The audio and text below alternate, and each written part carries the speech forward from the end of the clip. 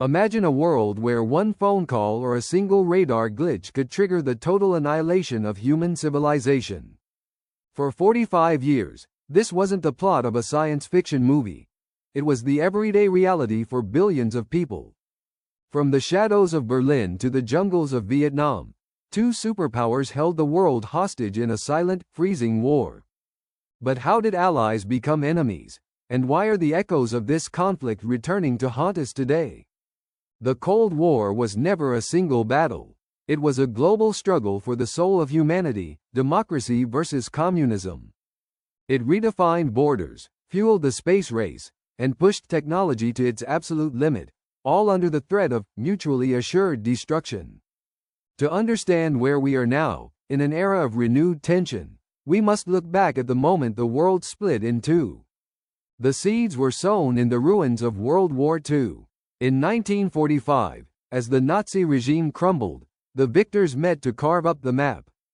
The Yalta Conference was supposed to bring peace, but it only highlighted a deep-seated mistrust between the East and the West. Stalin wanted a buffer zone of friendly states to protect the USSR. The West wanted free elections and open markets. By 1946, Winston Churchill famously declared that an Iron Curtain had descended across the continent. The Truman Doctrine soon followed, establishing that the United States would support any nation resisting communist subversion. This was the birth of containment, a policy designed to stop the spread of Soviet influence at any cost. The first major flashpoint was Berlin.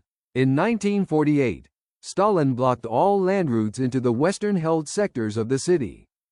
The West responded with the Berlin Airlift, flying in thousands of tons of supplies every single day to keep the city alive. It was a massive logistical triumph that proved the West would not blink. But the tension was only just beginning. In 1949, the Soviet Union successfully tested its first atomic bomb, ending the American nuclear monopoly. The arms race was officially on. Both sides began stockpiling weapons capable of destroying the planet many times over. Then came October 1962, the 13 days that brought the world to the very edge of the abyss. U.S. spy planes discovered Soviet nuclear missiles being installed in Cuba, just 90 miles from the Florida coast. President John F. Kennedy faced an impossible choice: invade and risk world war, or do nothing and face a nuclear threat. For nearly 2 weeks, the world held its breath as a naval blockade surrounded the island and B-52 bombers took to the skies. In the Kremlin, Nikita Khrushchev was equally pressured. One wrong move by a local commander could trigger a launch. In the end, a secret deal was struck.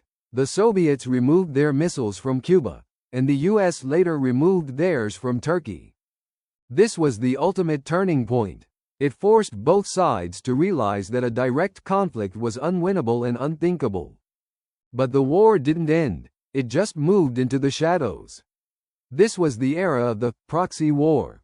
In Korea and Vietnam, the superpowers fought indirectly, backing opposite sides with money, weapons, and troops. These conflicts cost millions of lives and scarred entire generations, yet neither side ever officially declared war on the other.